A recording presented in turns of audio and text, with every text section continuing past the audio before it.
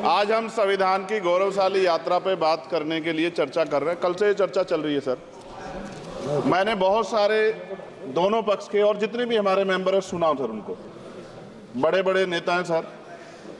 इसके भाग 1 में लिखा हुआ है India that is Bharat, Hindustan नहीं लिखा हुआ है सर। लेकिन सारे नेता संविधान पे चर्चा कर रहे हैं, लेकिन हिंदुस्तान ही कहेंगे, भारत कहने की हिम्मत नहीं जुटा पा रहे हैं। ये बड़ा सवाल है सर कि क्या संविधान के हिसाब से बात रखी जा रही है। मैं धन्यवाद दूंगा फूले साहू बाबा साहब अम्बेडकर को और मेरे नेता मान्यवर साहब श्री काशीराम को। 25 नवंबर 1949 को संविधान को सौंपते हुए डॉक्टर बाबा साहब अम्बेडकर ने कहा था कि 26 जनवरी 1950 को हम विरोधाभास भरे जीवन में प्रवेश करने जा रहे हैं। राजनीतिक जीवन में तो हमारे पास समानता होगी, लेकिन सामाजिक और आर्थिक जीवन में असमानता होगी। क्या ये चुनौती आज 73 साल बाद दूर हुई है? भारत ने 26 जनवरी 1950 को संविधान लागू होने के साथ खुद को एक संप्रभु लोकतांत्रिक और गणतांत्रिक राज्य होने का ऐलान किया। लेकिन सर उस समय संविधान की स्थिति ये थी कि जैसे गांव का कोई आदमी, मैं 50 की बात कर रहा हूं, वो 50 साल पहले शहर में आ जाता और बड़े लोगों की महफिल में चला जाता, उस जहां वो खाना खा रहे हो, और वो टेबल पे नैपकिन को खा के जो है ये कहता कि ये तो फीका, क्योंकि वो जानता ही नहीं था, वो समझता नहीं था संविधान को, संविधान है क्या। संविधान उसके लिए महज दस्तावेज था। ये जिम्मेदारी थी राजनीतिक दलों पे कि वो संविधान को व्यवहार में लेके आते। और इसके इतने सारे आर्टिकल हैं, अगर इनको व्यवहार में लाया जाता तो मुझे लगता कि आज देश बहुत बदल गया होता। बाबा साहब ने कहा था कि लोकतंत्र भारतीय भूमि का केवल ऊपरी पोशाक है, उनके अनुसार यहाँ की संस्कृति अनिवार्य तौर पर लोकतांत्रिक है। भारत जैसे गरीब और गैर बराबरी वाले देश में संविधान के जरिए छुआछूत खत्म करना, वंचितों के लिए सकारात्मक उपाय करना, सभी वयस्कों के लिए मतदान का अधिकार देना और सबके लिए सम्मान अधिकार तय करना, ये बहुत बड़ी उपलब्धि थी सर। ये संविधान है कि आप वहां बैठे हैं और मैं यहां खड़ा होकर अपनी बात रख रहा हूं, और इस देश में आदिवासी महिला के तौर पे जो है राष्ट्रपति बनी है, और प्राइम मिनिस्टर तो नहीं बना, लेकिन शेड्यूल कास्ट के बड़े नेताओं को भी जो है राष्ट्रपति बनने का मौका मिला। इस संविधान की देन, अगर वोट हम पे नहीं होता तो शायद अमीर और जो राजा महाराजा खुद को मानते हैं हमारी गलियों तक नहीं आ पाते, हमारे हाल नहीं जान पाते। आजादी का मतलब सर सिर्फ अधिकार पाना भर नहीं है, इसके लिए हमारे संविधान में सरकार और नागरिकों के अधिकारों के शासन के कर्तव्यों का विस्तार से उल्लेख किया गया है। बाबा साहब ने संविधान सभा में दिए गए भाषण में कहा था कि स्वतंत्रता आनंद का विषय है, पर अब हमें अपनी जिम्मेदारियों पर भी ध्यान देना होगा। संविधान ने सुनिश्चित किया कि रानी के पेट से राजा जन्म नहीं लेगा, वोट से नेता तैयार होगा। आर्थिक बराबरी के लिए सरकार क्या कर रही है? गरीब और गरीब हो रहा है और अमीर हो रहा है। सुबह उठते कहीं बम की धमकी मिलती, कहीं दंगे की। ये अमृत काल है सर या धमकी काल है? कितना बढ़ रहा है आर्टिकल 15 सर।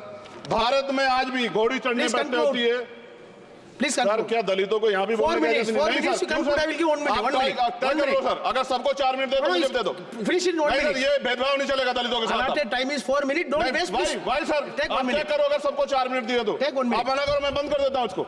क्या दलितों को सबसे आखिरी में नंबर मिलेगा और बोलने का मौका मिलेगा? क्या मजाक कर रहे हैं सर आप? नो, ये all independent people are having only 4 minutes. You take sir, independent मैं अपनी पार्टी का मेंबर हूँ सर, और जीत के आया हूँ सर, किसी की दया बनी आया। Take 1 minute and finish sir. कल भी बोले तो एक दलीय पार्टी के लोग, आप मौका दो सर। मूछे रखने पर हत्या होती है, महिलाओं पे, छोटे मासूम बच्चों पर रेप हिंसा होती है। एनसीआरबी का डाटा देकर डर लगेगा। यही 1 किलोमीटर में संविधान को जला गया, और महाराष्ट्र के परभनी में अभी भी संविधान को नष्ट किया गया, उसकी कॉपी को।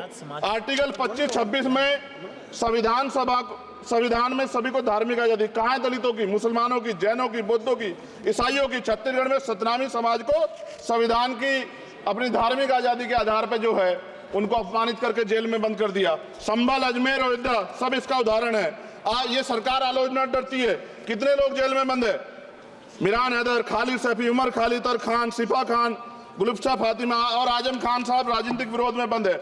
सरकार यहाँ बैठी है, सरकार सामाजिक न्याय की बात करती है। बताए कितने दलित मुख्यमंत्री बना रखे आपने? 13 ज्यादा सरकार स्टेट में सरकार है। कितनी महिला मुख्यमंत्री है? आपकी सरकार ने सुप्रीम कोर्ट के आदेश के बाद रिजर्वेशन प्रमोशन में जारी नहीं किया, और ओबीसी को पॉलिटिकल रिजर्वेशन आप देंगे नहीं देंगे, आप बताने का काम करें।